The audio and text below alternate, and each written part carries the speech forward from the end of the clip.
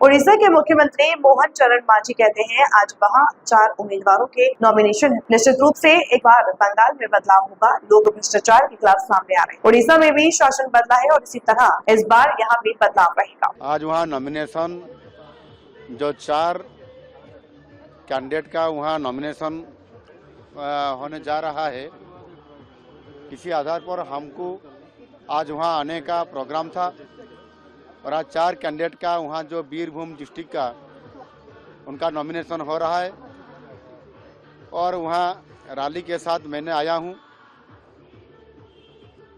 मेरे को जैसे लग रहा है कि निश्चित रूप से इस बार बंगाल में तो परिवर्तन होगा ही होगा, क्योंकि लोग वहाँ भ्रष्टाचार के खिलाफ आ रहे हैं और निश्चित रूप से जनता लोग इस बार चेंज करेंगे और मोदी जी का जैसे शासन भारत में जैसा आज चल रहा है, इसी आधार पर भ्रष्टाचार खत्म करके साथ साथ ही मोदी जी को लाना है बंगाल की विकास करने के लिए। इसी आधार पर निश्चित रूप से देखिए अंग में बदल चुका है और कलिंग में अर्थात उड़ीसा में भी बदल चुका है। शासन आज डबल इंजन सरकार की है। इसी तरीके से इस बार बंगाल में भी बदलना है, बंग में बदलना है।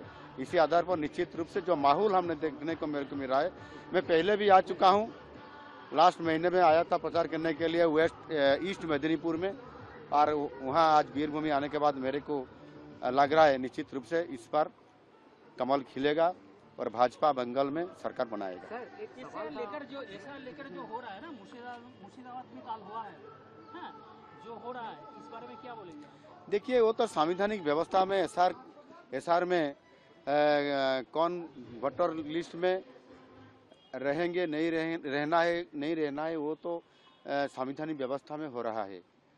वेस्ट बंगाल बिहार में हुआ, आपका कोई सारी प्रदेशों में भी हुआ, उत्तर प्रदेश में भी हुआ, उड़ीसा में भी हो रहा है। वो नियम जैसे जो हमारा देश की आबादी लोग हैं, हमारा देश की जो लोग हैं जिसका रहना है, उनका वोटर लिस्ट में नाम रहना है, वो तो जरूर ऐसे ही होना है। जो बाहर घुस बैठे हैं लोगों का हम कैसे रखेंगे? इसी आधार पर निश्चित रूप से एसआर का जो भी लोग ऐसे लॉ को और आइन को तोड़ रहे हैं, निश्चित रूप से संवैधानिक व्यवस्था वो परिवर्तन ही होगा। जो लोग वहाँ की नहीं है, बाहर के लोग हैं, वो तो वोटर लिस्ट में नहीं रहेंगे और वहाँ देश में भी नहीं रहना है उनको। जो था हाँ, वो जांच को कल सुबह से घेराव करके रखा था। वहाँ पर जो आदमी था रात को और रेस्क्यू किया था सेंट्रल फोर्स और पुलिस ने। निश्चित रूप से देखिए वहाँ ज़्यादा भ्रष्टाचार बंगाल में है। सरकारी लोग और पुलिस प्रशासन ने वो आइन कानून को देखते हुए काम नहीं कर रहे हैं, ओनली वहाँ सरकार की काम कर रहे हैं, मतलब आइन तोड़ के। इसी आधार पर निश्चित रूप से जनता जनार्दन तो वो बात को भी सोच रहे हैं, निश्चित रूप से तो भ्रष्टाचार के खिलाफ लोग वोट देंगे तो एक बार अच्छा शासन भी होगा और बंगाल में विकास